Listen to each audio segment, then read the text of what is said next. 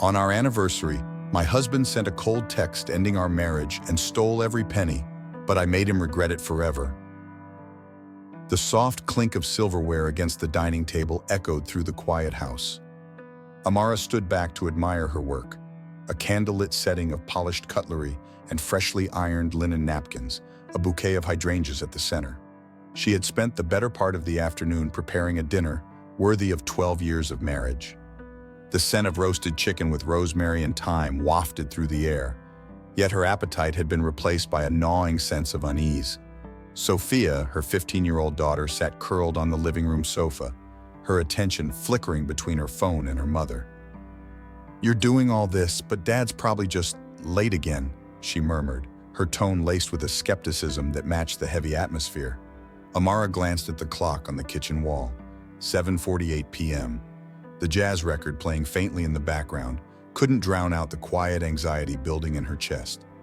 "He'll be here," she replied, with a practiced steadiness that betrayed the knot forming in her stomach. "Your dad's been busy at work, you know that." Sophia raised an eyebrow but didn't push further. Instead, she picked up her phone and began typing. "I'll text him and see when he's coming home," she said matter-of-factly, her tone reflecting the innocence of a child who still believed her family was unshakable. Amara's chest tightened as she watched Sophia's fingers tap the screen. "Don't bother him, sweetie," she said quickly, her voice a touch sharper than she intended. Sophia paused and glanced up, her expression curious but not suspicious. "Okay," she said with a shrug, retreating back into her digital world. "Dinner smells good," she added absently before scrolling through her feed. Amara smoothed the wrinkles from her dress, glancing one last time at the clock. The hour hand seemed to move slower with each glance. It wasn't unusual for Gregory to run late, but tonight felt different. Amara's instincts, sharpened by years of quietly navigating his subtle neglect, screamed that something was wrong. Her phone buzzed against the countertop, a small tremor that seemed to shake her very foundation. She picked it up, brushing her fingers against the screen as she opened the message. "I'm leaving you and moving to Miami with Melissa. I've emptied our joint account. Good luck." The words seared into her vision, refusing to blur even as her eyes filled with tears. For a moment, the world stopped. Her grip tightened on the phone as if squeezing it could somehow erase the words on the screen. The faint hum of the jazz record was drowned out by the thundering sound of her heartbeat in her ears. A flood of memories surged forward, unbidden. Their first anniversary, Gregory surprising her with breakfast in bed, complete with a single red rose. The way he had laughed when she teased him about the slightly burnt toast. The night he stayed up late painting the nursery walls while humming lullabies, his hand resting on her growing belly as they dreamed about their future together. She had once thought those memories would be the foundation of a lifetime together, but now, staring at his cruel, detached text, those moments felt like illusions, fragile as glass and just as easily shattered. "Mom?" Sophia's voice cut through the haze. Amara blinked, her hands instinctively turning the phone face down on the counter. She turned to face her daughter, summoning a calm she didn't feel. "Is Dad running late again?" Sophia asked innocently, her tone tinged with a mix of curiosity and faint frustration. Amara forced a smile, though it felt like her face might crack under the weight of the effort. "Yes," she said, her voice trembling just slightly. "He's just busy." Sophia shrugged, unconvinced but not willing to press further. "Okay, I'll go set the table then," she offered, her expression softening. Amara's heart ached at her daughter's innocence, a stark contrast to the storm raging inside her. The evening dragged on with surreal slowness. Amara served Sophia dinner, each bite feeling like a Herculean effort as she maintained the facade of normalcy. She responded to her daughter's questions with absent nods, her mind racing as the weight of Gregory's betrayal sank deeper. Once Sophia retreated to her room for the night, Amara locked herself in her office. The walls, adorned with framed photos and certificates from her boutique's successes, seemed to close in on her. Her composure shattered as silent tears streaked down her face. She pressed her hands to her temples, trying to steady the whirlwind of emotions: rage, betrayal, heartbreak. Amara took a deep, trembling breath and grabbed a notepad from her desk. She began writing furiously, every suspicious transaction, every odd behavior Gregory had exhibited over the past few months, hotel receipts she'd found tucked away in his briefcase, late nights at work that didn't match the dwindling deposits in their account. Through the blur of tears, she reached for her phone and scrolled to a contact she hadn't yet had the courage to call, her lawyer. "It's time," she said when the line connected, her voice steadier than she expected. Gregory just made his move.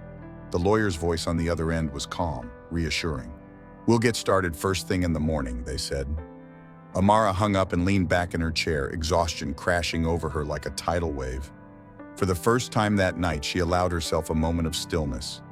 As she stared at the photo on her desk, one of her and Gregory with Sophia as a toddler, taken during happier times, she felt a flicker of something she hadn't expected: resolve. This wasn't the end, it was only the beginning. Sophia stirred in her bed, half asleep but restless. Her alarm clock blinked its red numbers insistently, 1:47 a.m. She groaned, realizing she'd forgotten to set her wake-up alarm for school the next morning. Still bleary-eyed, she shuffled into the living room, where her mother's phone sat charging on the side table. The soft glow of notifications illuminated the screen as Sophia picked it up. She swiped to open the clock app, but froze when a thread of messages popped into view. Gregory's name glared back at her, accompanied by a message that felt like a punch to the gut. "I'm leaving you and moving to Miami with Melissa. I've emptied our joint account. Good luck." Her breath hitched, and her fingers hovered over the phone as if it might burn her. She scrolled through the conversation, each word unraveling the image she'd held of her father. He was supposed to be the steady one, the dad who promised to protect their family. Now his words shattered everything she believed. Sophia dropped the phone onto the table, her chest heaving as her mind raced. Tears blurred her vision, but she angrily wiped them away, willing herself to stay composed. The overwhelming tide of betrayal, confusion, and heartbreak surged forward. How could he do this to us? The question repeated in her head, unanswered and unrelenting. Her pulse quickened as she stormed into the dining room, where her mother sat with her head in her hands. The dim light from the chandelier cast long shadows, making the room feel heavier than it was. "You knew!" Sophia's voice cracked, loud and piercing. Amara jerked her head up, her tear-streaked face pale and startled. The sight of Sophia clutching the phone made her heart drop. "What are you talking about?" Amara asked cautiously, though a deep dread churned in her stomach. Sophia's hands trembled as she shoved the phone onto the table. "You knew! You let him leave!" she shouted, her voice breaking into a sob. "You knew, didn't you? All this time you knew he was going to leave us and you just, what? Let it happen?" "Sophia, I didn't know he was leaving," Amara said softly, her voice trembling under the weight of her emotions. "Not like this."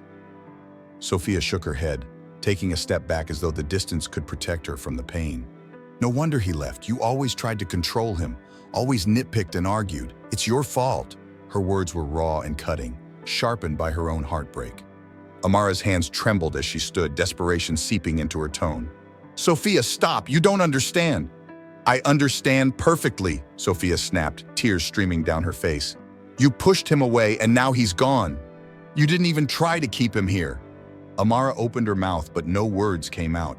She wanted to tell Sophia that it wasn't her fault, that Gregory had made his own choices, but every explanation felt hollow, inadequate in the face of Sophia's pain.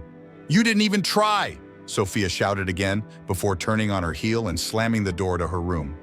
The sound of the slam reverberated through the silent house, leaving Amara standing in the dining room, her breath shallow and her tears unstoppable. She pressed her hand to her chest, as if trying to hold herself together, but the cracks in her heart felt irreparable. The next morning, Amara barely had the strength to get out of bed. Exhaustion weighed heavily on her, but it wasn't just physical. It was the weight of heartbreak, anger, and the sharp sting of Sophia's accusations. She cradled a lukewarm cup of coffee, staring blankly out the kitchen window as sunlight broke through the trees. The sound of tires crunching gravel pulled her from her haze.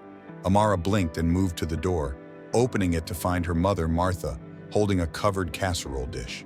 Without a word, Martha stepped inside, her keen eyes immediately noticing the puffiness around Amara's eyes. "Tell me," Martha said simply, setting the dish on the counter. Her voice carried both authority and empathy. Amara shook her head, but the dam broke as soon as Martha pulled her into a hug. "He left us," Amara whispered hoarsely. "He emptied the account, and Sophia blames me." Martha pulled back just enough to cup her daughter's face. "Your father did the same to me," she said softly. "But you know what? I survived. And you will too. Stronger than ever." Amara blinked, startled by the admission. "You always said he left for work." Martha let out a small, mirthless laugh. That's what I told you to protect you. He left for a younger woman, took the savings and never looked back. And it broke me for a time. Her eyes softened. But I refused to let his choices define me, and neither will you. Amara's chest ached at the parallel, her heart twisting between anger at Gregory and determination not to let this break her. That evening, after Martha left, Amara sat at her desk in her boutique's small home office. Gregory's betrayal felt sharper now, cutting deeper with every memory of their life together. She opened her laptop and began combing through financial records. If Gregory thought she would sit idly by, he was wrong. She began by reviewing their joint account activity, noting any unusual withdrawals. Each entry felt like another betrayal, the numbers on the screen a trail of Gregory's deception. By the time she closed her laptop, the house was quiet again. She glanced down the hall at Sophia's closed door. The urge to comfort her daughter tugged at her heart, but she hesitated, unsure if her words would heal or hurt further. "I'll protect her," Amara whispered to herself. "No matter what." Amara sat at the dining table long after the house had fallen silent, the occasional scrape of paper and the low hum of the ceiling fan the only sounds in the room. The table, once a place for warm family dinners, was now a battlefield. Piles of receipts, bank statements, and credit card records lay before her, each document a shard of the shattered life Gregory had left behind. Her movements were deliberate, almost mechanical, as she worked through the night. Folders labeled receipts, bank statements, and text messages were arranged in tidy stacks. But the work, though precise, was tinged with exhaustion. Each piece of evidence she uncovered, the extravagant dinners, the luxury hotel bookings, the jewelry purchased for someone else, chipped away at what little illusion remained of Gregory as the man she had once loved. Her fingers froze when she came across a printed email she hadn't seen before. It was addressed to Melissa and dated 3 weeks before Gregory left. "Melissa, I've confirmed the reservations for the anniversary weekend. First class all the way. Just like you deserve. Don't worry about the cost. Amara's boutique is doing well enough to cover it. Gregory." The smug tone of his words hit her like a physical blow. He had flaunted his betrayal openly, as if Amara were too blind or naive to notice. Her grip tightened around the paper, crumpling its edges. The nausea that rose within her was sharp, but so was her resolve. "You're not going to win," she murmured, her voice low but steady. She pressed her palms flat against the table, grounding herself. Her tears threatened to spill, but she willed them back, channeling her emotions into purpose. The clock neared midnight when Sophia appeared in the doorway, clutching a small blanket. The soft glow of the kitchen light outlined her petite frame, making her look younger than her 15 years. "Mom!" Sophia's voice was hesitant, as though she were interrupting something sacred. "You're still up?" Amara quickly slid the damning email under a pile of documents. "I'm just catching up on some work," she said, her tone too casual to be convincing. Sophia stepped closer, her gaze scanning the cluttered table. The neat rows of documents and carefully labeled folders didn't resemble Amara's usual boutique paperwork. Her eyes landed on a crumpled receipt, a romantic dinner for two at an upscale restaurant they had never visited. She reached out, her fingers brushing the edge of the paper. "This doesn't look like boutique stuff," Sophia said softly, her voice edged with unease. Amara's breath caught as she struggled to find words that could shield her daughter from the painful reality. "It's nothing you need to worry about," she said finally, though the lie felt hollow even as she spoke it. Sophia stared at her mother, her eyes brimming with emotion. "I didn't know it was this bad, Mom," she whispered, her voice trembling. Amara's motherly instincts kicked in, overriding her own pain. She reached out and placed a reassuring hand over Sophia's.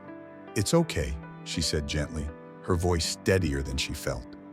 Sophia stood quietly for a moment before stepping forward and placing a steaming cup of tea beside Amara's hand. "I'm sorry," she said quietly, her voice thick with guilt, "for yelling at you earlier, for everything."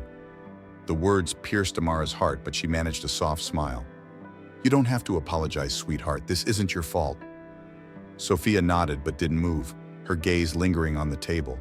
For the first time, she seemed to truly grasp the enormity of what her mother was facing.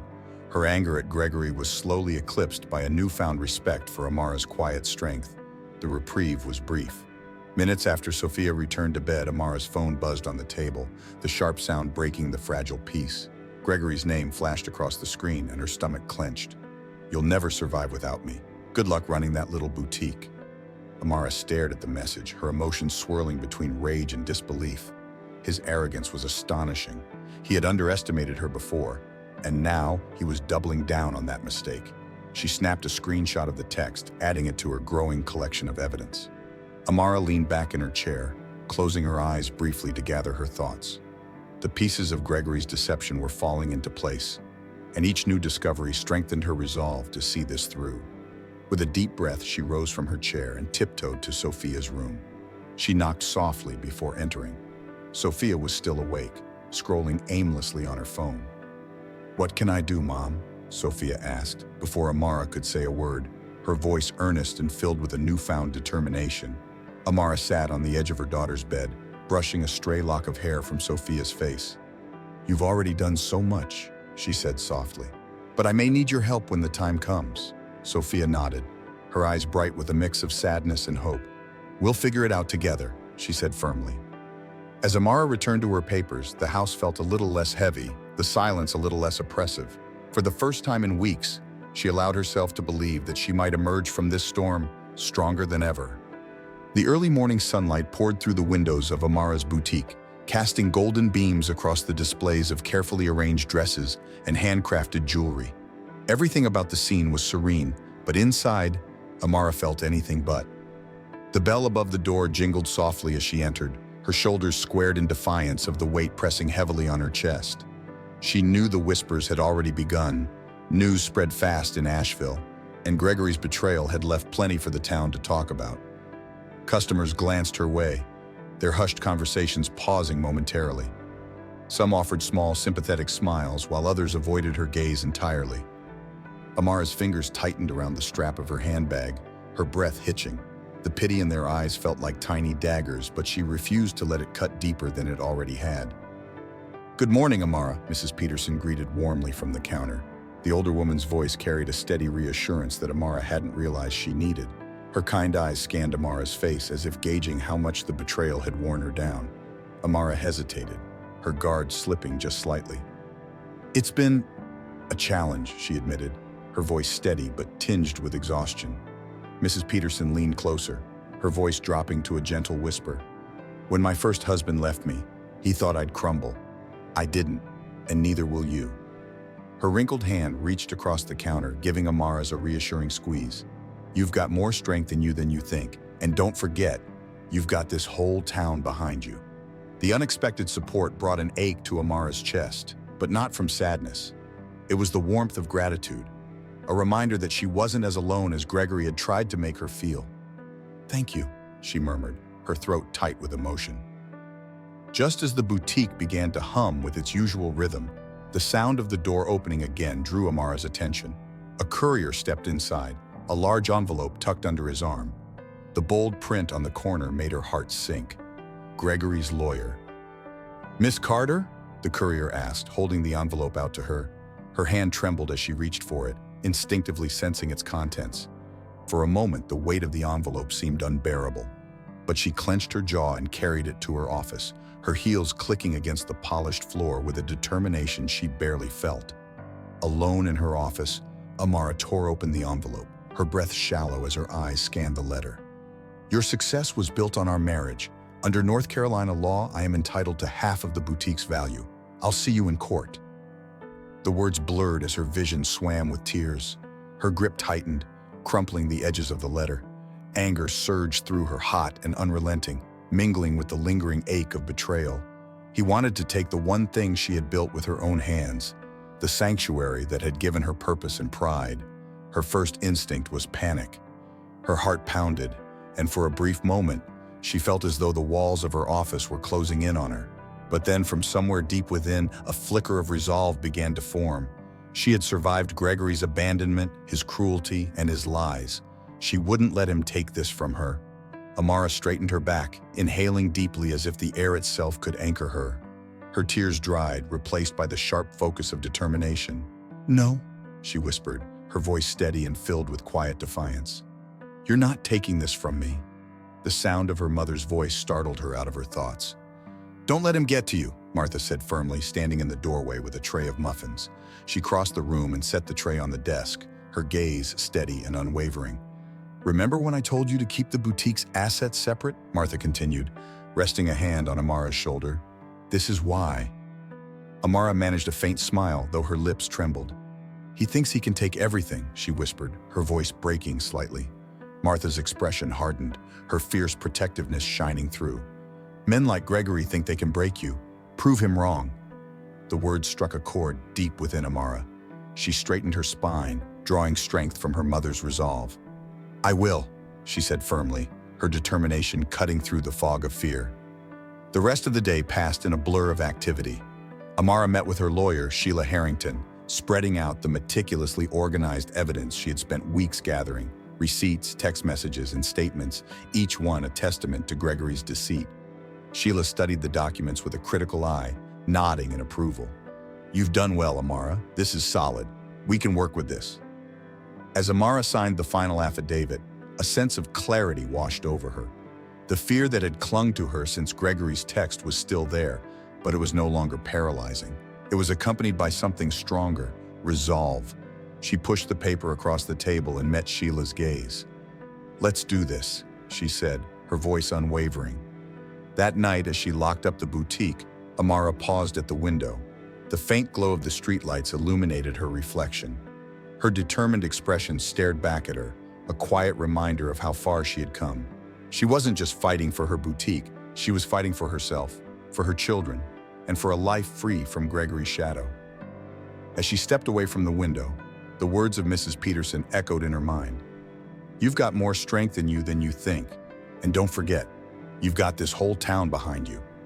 And for the first time in weeks, Amara believed it.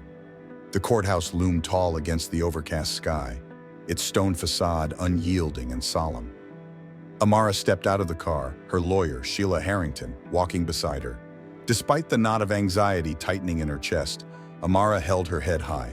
Her tailored navy blue blazer was as much armor as it was attire, and her calm expression masked the turmoil beneath. Across the parking lot, Gregory emerged from a sleek black sedan, Melissa clinging to his arm. His smug grin, a calculated attempt to project confidence, was infuriatingly familiar. Melissa's gaze darted nervously, her polished appearance doing little to conceal her discomfort. Amara resisted the urge to roll her eyes, focusing on each deliberate step toward the courthouse doors. Inside, the courtroom buzzed with muted conversations and the rustling of papers. Amara sat beside Sheila at the plaintiff's table, her fingers clasped tightly together on the polished wood. Sheila leaned in, her voice low and steady. "Remember, we've got this. Stick to the facts and let the evidence speak for itself." When the judge entered, the room fell silent. The gavel's sharp rap echoed, signaling the start of proceedings. Gregory's lawyer, Victor Langston, rose first. Impeccably dressed and oozing confidence, he addressed the court with practiced ease. "Your Honor, my client, Gregory Harper, is a victim of manipulation. He supported his wife, Amara, financially and emotionally, only to be excluded from decisions and denied the credit he deserved in building their boutique." Victor's words dripped with feigned concern, but Amara refused to flinch. She glanced at Sheila, whose calm demeanor was unshaken, her eyes locked on the judge. Victor detailed fabricated stories of Gregory's sacrifices, painting a picture of a devoted husband cast aside. Amara clenched her hands tightly under the table, her knuckles whitening. Memories of Gregory's veiled criticisms, his absence, and his betrayal churned in her mind. When Victor concluded, Sheila rose with the grace of a seasoned litigator. Her tone was sharp and authoritative, commanding the room's attention. "Your Honor, the evidence will show a very different story. My client, Amara Harper, built her boutique from the ground up. She managed the finances, curated the products, and cultivated customer relationships, while Mr. Harper pursued personal interests, including extravagant spending unrelated to their shared life." The first exhibit introduced a series of receipts. Sheila methodically explained each one: dinners for two at exclusive restaurants, hotel stays, and luxury purchases. Amara felt a surge of determination as Sheila's voice grew firmer with each damning piece of evidence. "These expenses," Sheila stated, "were charged to the couple's joint account without Amara's knowledge or consent." The next exhibit brought the courtroom to an uneasy hush. Printed text messages were distributed to the judge and opposing counsel. Sheila read aloud, I took what was mine. She can't run that place without me. Amara watched as Gregory shifted in his seat, his confident facade cracking ever so slightly. His smirk wavered, and for the first time, his gaze flickered toward the gallery, where Melissa sat with her arms crossed tightly over her chest. Then came the pièce de résistance, notarized documents proving Amara had kept the boutique's finances separate from their marital assets. The judge examined the paperwork carefully, nodding at its thoroughness. When Gregory took the stand, his lawyer attempted to reframe the narrative, painting him as a supportive husband who had been cast aside. Gregory smirked, his voice steady as he claimed, "I gave her everything she needed to succeed. Without me, that boutique wouldn't exist." Amara's jaw tightened, but she remained composed. Sheila invited her to cross-examine, and Amara rose slowly, meeting Gregory's gaze with unyielding resolve. "Gregory," she began, her voice measured, "did you spend countless nights working on business strategies? Did you personally manage our finances to ensure bills were paid on time? Did you foster relationships with suppliers and customers?" Gregory squirmed, his confidence faltering. "No, but—" "Exactly," Amara interrupted, her tone cutting. "You didn't build this boutique, Gregory. I did, while you undermined me every step of the way." The courtroom murmured in agreement, and Gregory's smirk disappeared entirely. His lawyer motioned for calm, but the damage was done. Then, pressed further by Sheila's precise questioning, Gregory's temper snapped. "You deserved everything I did," he shouted, his voice rising. "You were too independent, too focused on that stupid shop to notice what was happening at home." The judge raised an eyebrow, his gavel poised but still. The outburst was Gregory's undoing, a raw, unfiltered glimpse into the spite that had fueled his actions. The final blow came when Melissa stood abruptly from her seat. Her voice trembled but was resolute as she addressed the court. "He lied to me. He lied to her. He'll never take responsibility for anything." Her words hung heavy in the air. Without another glance at Gregory, she turned on her heel and walked out of the courtroom, leaving him visibly shaken. The judge, after a brief recess, delivered the verdict. "Mr. Harper is ordered to repay the funds he withdrew from the joint account. His claim to the boutique is dismissed outright. Mrs. Harper's meticulous financial records leave no doubt." As the gavel struck the sound block, a wave of relief swept over Amara. Sheila placed a reassuring hand on her shoulder. "You did it." Amara exited the courthouse into the summer sun, the warmth soothing against her skin. The weight on her chest lifted slightly, replaced by a quiet sense of vindication. She glanced back at the courthouse steps, where Gregory stood alone, his arrogant demeanor replaced by something closer to desperation. Amara turned away, her stride confident. The fight wasn't over, but for the first time, she felt the strength to see it through. The heavy thud of Gregory's suitcase echoed in the entryway of his childhood home. The faded wallpaper, yellowed with age, greeted him with an air of staleness, much like the life he was now forced to return to. His father, sitting in a worn armchair, barely looked up from his newspaper. "I thought you'd finally outgrown making a mess of things," his father muttered, the disappointment slicing sharper than any raised voice. Gregory adjusted his collar, as though neatness could salvage the wreckage of his reputation. "It's temporary," he mumbled, more to himself than to his father. His mother, bustling in from the kitchen, set a plate of reheated leftovers on the table without a word. The silence was heavy, suffocating, and Gregory could feel the judgment hanging in the air. "They know, don't they?" His voice cracked under the weight of his shame. "The town, everyone knows." His father folded the newspaper slowly, peering over his glasses. "Of course they know. You threw away the best thing in your life. And for what? A woman who didn't even stick around?" The words hit Gregory like a slap. He opened his mouth to retort, to defend himself, but his father raised a hand. "No excuses. You betrayed your wife, your family, and even yourself. Don't expect pity here." Over the next week, Gregory discovered just how deep his isolation ran. Each day felt heavier than the last as he tried to reassemble the pieces of his life. He reached out to former friends, hoping for support or a kind word, but most avoided him altogether. One, braver than the rest, finally picked up the phone. "Look," the man said bluntly, his voice cold. "You're not the person I thought you were. I can't help you, Gregory." And with that, the line went dead. Each rejection felt like a fresh wound, a reminder of how far he had fallen. Desperate, Gregory tried reaching out to an old colleague from his sales days. He pitched the idea of restarting a consulting firm, hoping to reignite some semblance of success. But the response was swift and unequivocal. "Your name's toxic now," the colleague said. "No one's going to trust you after everything that's happened. I'm sorry." Gregory stared at the screen of his phone long after the call ended. The silence around him seemed to deepen, growing louder than any noise could. He looked around the dim confines of his childhood bedroom, the same room he had once dreamed big dreams in. Now it felt suffocating, a prison of his own making. One night his phone buzzed. For a fleeting moment, hope flickered, but the message from Melissa extinguished it instantly. "I can't be with someone who destroys everything they touch. Goodbye, Gregory." The words blurred as tears welled in his eyes. She was gone. They were all gone. Gregory sat at the edge of his bed, the faint light from the street lamp outside casting long shadows on the walls. His gaze fell on an old photo tucked into the corner of the mirror, a family portrait from years ago. Amara's smile radiated warmth, Sophia's giggles forever frozen in time. Gregory's own face stared back at him, youthful and full of hope. He traced the edges of the frame with his thumb, his chest tightening. What had he been chasing? The answer eluded him, lost in the haze of poor decisions and selfish desires. The weight of regret pressed down on him, crushing and inescapable. For the first time, Gregory allowed himself to feel the full depth of what he had lost. He wasn't just lonely, he was utterly alone. He realized that no amount of money, charm, or schemes could undo the damage he had caused. And now, the silence that filled his life was his only companion. At the boutique, Amara moved with purpose. The soft chime of the door announced the arrival of Mrs. Peterson, a longtime customer. "Amara," Mrs. Peterson said, her voice brimming with admiration, "I just wanted to thank you. You inspire all of us. Thank you for showing us what strength looks like." Amara paused, the words sinking in. For so long, she had been focused on survival, on protecting her children, on safeguarding her dreams. She hadn't realized how far her quiet determination had rippled outward. "Thank you," Amara replied, her voice steady. "That means more than you know."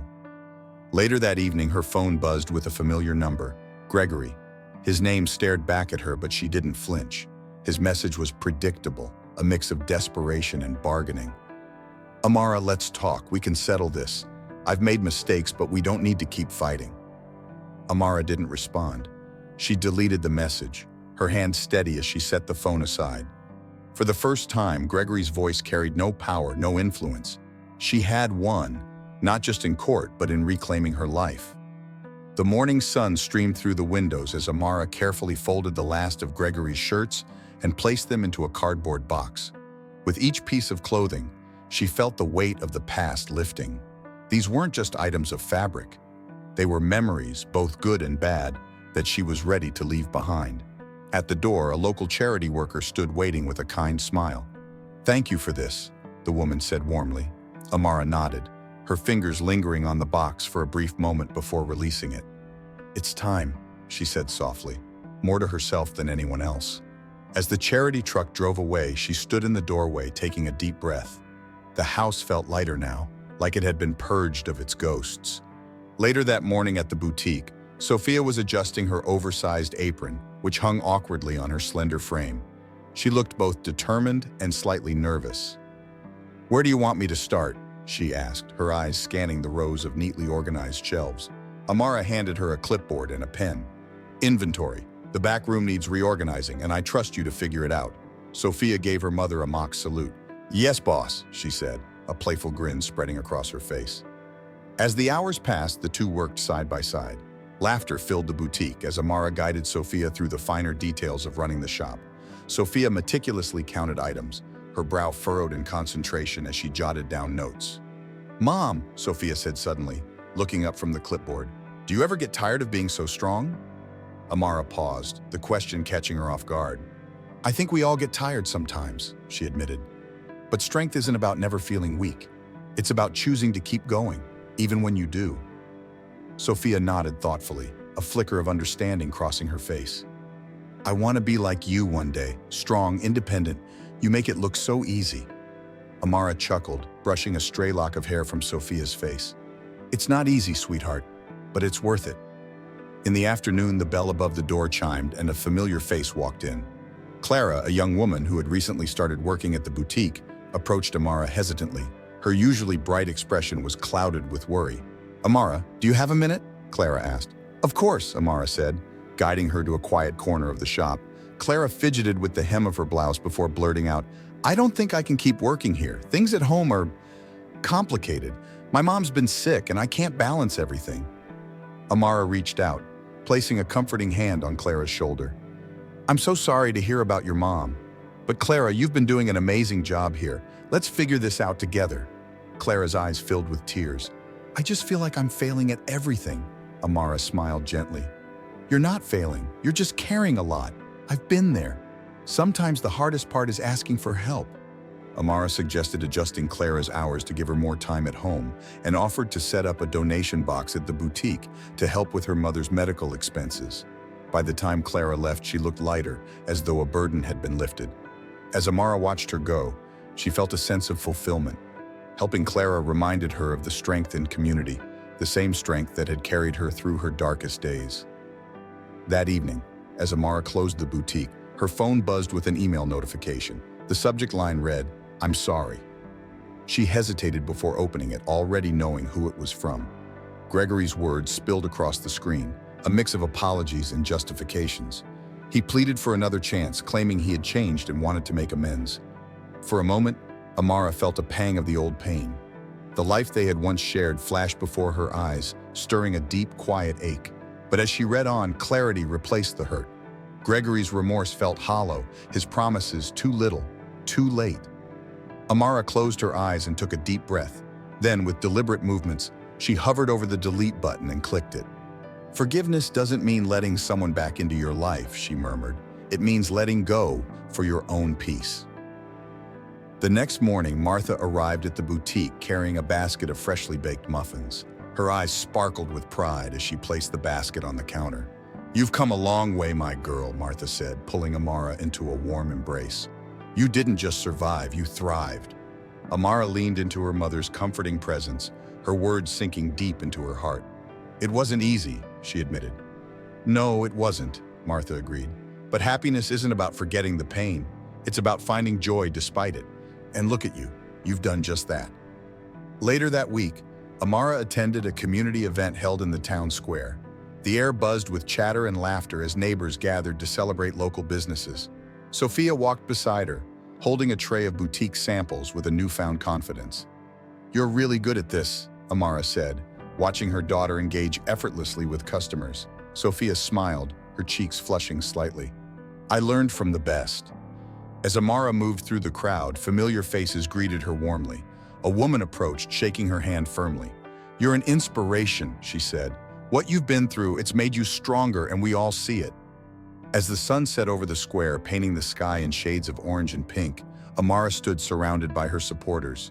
For the first time in a long while, she felt whole, complete in a way that had nothing to do with Gregory or the past he represented. Her life wasn't defined by his betrayal anymore. It was defined by her strength, her resilience, and her unwavering determination to build something beautiful from the wreckage. The streets outside Amara's boutique were alive with energy as sunlight streamed through the leaves of towering oaks, casting dappled shadows over the gathered crowd. Balloons swayed gently in the breeze, their pastel colors brightening the festive air, while laughter and cheerful chatter filled the space. Amara stood at the boutique's entrance, her heart swelling as familiar faces from the community came forward with congratulations. Today was more than a celebration of the boutique's expansion. It was a testament to her resilience. As the ribbon-cutting ceremony drew near, a hush fell over the gathering. Amara took a deep breath, scanning the crowd for Sophia and Martha, who waved from the front row with proud smiles. The applause that erupted as she stepped forward was thunderous, a sound that carried the unwavering support of her community. The ceremony began smoothly, but amidst the sea of cheerful faces, Amara noticed Melissa standing near the back. Her posture was hesitant, and her confident demeanor seemed to have evaporated. Their eyes met briefly before Melissa began weaving her way through the crowd. When Melissa stopped a few steps from Amara, her hands were clasped tightly, her shoulders slightly hunched as though weighed down by guilt. Her voice, usually steady, trembled as she spoke. "I didn't want to come," Melissa began, her eyes darting downward. "But I felt like I had to. I owe you an apology." Amara tilted her head slightly, studying Melissa. The woman before her looked vulnerable, stripped of the arrogance she had once carried. "I believed everything Gregory told me," Melissa continued, her voice breaking. "I thought I was different, that he wouldn't lie to me the way he lied to you. I thought I mattered." She paused, her eyes glistening with unshed tears. "I was wrong, and I'm so sorry for the pain I caused you." Amara's chest tightened as she took in Melissa's words. For a moment, she was transported back to the darkest days of her betrayal. But as she stood there, surrounded by the life she had rebuilt, she felt something unexpected: compassion. "We all make mistakes," Amara said gently, her voice steady. "What matters is what we learn from them." Tears spilled down Melissa's cheeks, and she extended a trembling hand. "Thank you for not holding this against me." Instead of shaking her hand, Amara stepped forward and embraced her briefly. "We've both learned something from all of this," she said quietly. Melissa pulled away, her gratitude evident in her tearful smile, and disappeared into the crowd. Later, as the festivities carried on, Amara slipped into her office for a moment of quiet. The walls were now adorned with framed photographs of her journey, snapshots from her boutique's early days, milestones she had achieved, and even candid shots of her and Sophia laughing together during late-night inventory checks. Her eyes landed on an old family photo tucked into the corner of her desk, a snapshot from a distant, happier time. Gregory's smiling face stared back at her. Once this image had been a source of pain, a reminder of what she had lost. But now, she felt something different: gratitude. That chapter of her life had been painful, but it had shaped her into the woman she was today. She placed the photo into a drawer, her expression calm. The past had its place, but it no longer defined her. Across town, Gregory sat in the dim light of his childhood bedroom. The walls, covered in faded wallpaper, seemed to close in on him. His parents had said little since his return, but their disappointment was palpable. On his desk sat a stack of overdue bills, a stark reminder of his crumbling fortune and reputation. Outside, the sound of children playing floated through the open window, but the joy in their laughter only deepened his loneliness. He picked up an old family photo, the edges worn from years of handling, and traced Amara's face with his thumb. He had destroyed everything good in his life, and the weight of his mistakes pressed down on him like a lead blanket. For the first time, Gregory truly understood the depth of his actions, but understanding came too late. Back at the boutique, Amara stood before the crowd, her hands steady on the microphone. The new store gleamed behind her, a symbol of her resilience and success. She paused, letting the murmurs die down before she began to speak. "Today is not just about opening a new chapter for this boutique," she said, her voice strong and clear. "It's about celebrating the strength we find in ourselves, even when life tests us in ways we never imagined." The crowd erupted into applause, but Amara wasn't finished. She glanced at Sophia, who stood proudly beside Martha in the front row. "We can't change the past," Amara continued, her voice unwavering. "But we can build a brighter future, and that future starts with the choices we make today." The cheers that followed filled the air with energy. As Amara stepped down from the stage, she mingled with the crowd, each handshake and kind word reinforcing the community's support. As the event wound down, Sophia approached Amara, her eyes bright with excitement. "Mom," she began, "I've been thinking, what if we start offering workshops at the boutique? You could teach people about running a small business and I could help with the marketing." Amara smiled, her heart swelling with pride. "That's a wonderful idea. Let's make it happen." For the first time in a long time, Amara felt truly free. Free to dream, to build, and to embrace a future defined by her strength and determination. As Amara's journey shows, life's toughest challenges can reveal our deepest strength. Her story is a reminder that resilience, community, and self-belief can lead us from despair to empowerment. It teaches us that while we can't change the past, we hold the power to shape our future with courage and determination. What about you? Have you faced a moment that tested your resilience or taught you an unforgettable lesson? Share your thoughts in the comments. I'd love to hear your story. If this video touched your heart, leave a 1-inch below or let me know where you're watching from. And if you have feedback, I'm all ears. Don't forget to subscribe to this channel for more inspiring stories that celebrate life's triumphs and lessons. Together, let's build a space of hope, connection, and encouragement. Thank you for watching.